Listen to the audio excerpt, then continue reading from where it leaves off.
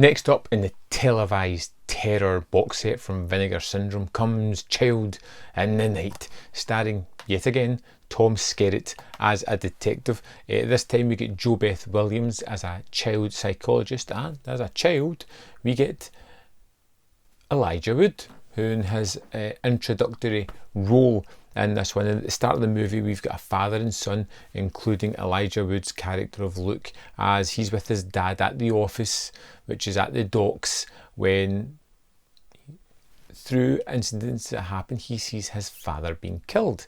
And we are then brought into Jo Beth Williams, Dr. Holly, who comes in to kind of talk to Luke, to try and get the information out of him, to get the key pieces of information so that Tom Skerritt's Bass character can go and arrest the murderer, whoever that may be.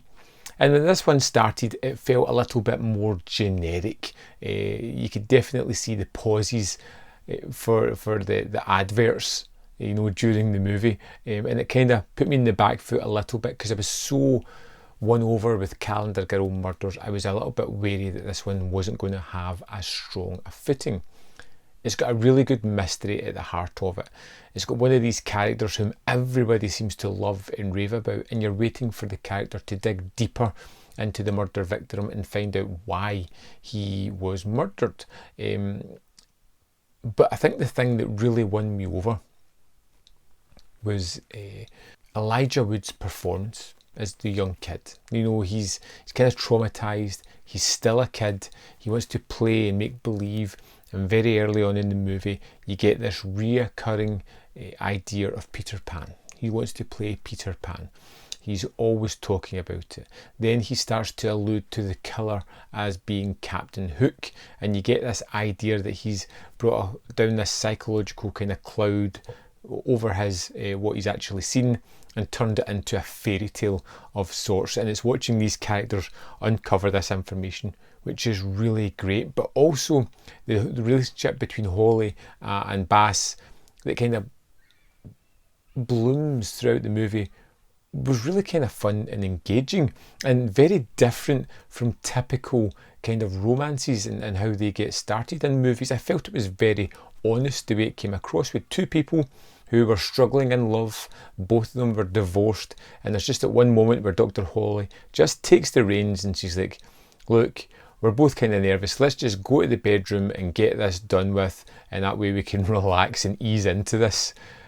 And it's just wonderful seeing her take control like that. It doesn't pan out the way she would expect. There's a little bit of role reversal there with the characters, but it feels very fresh and very genuine.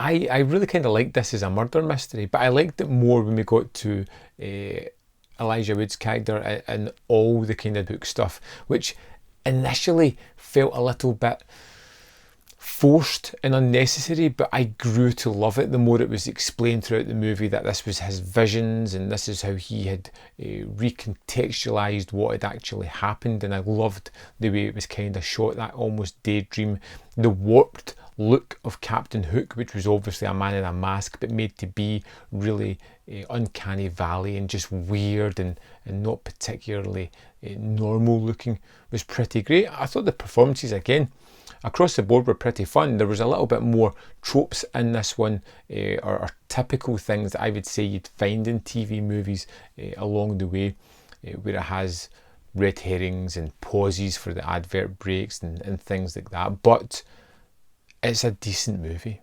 It was really entertaining. I was never bored in the time in watching this. In fact, I was captivated and had trouble working out who was behind everything. I didn't guess who it was at all. So it got me. Child in the Night was really fun.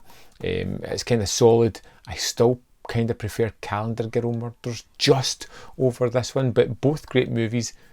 Both movies I'd watch again. I'd love to know your thoughts of Child in the Night. Let me know in the comment box below, and I'll see you next time on Man v Film.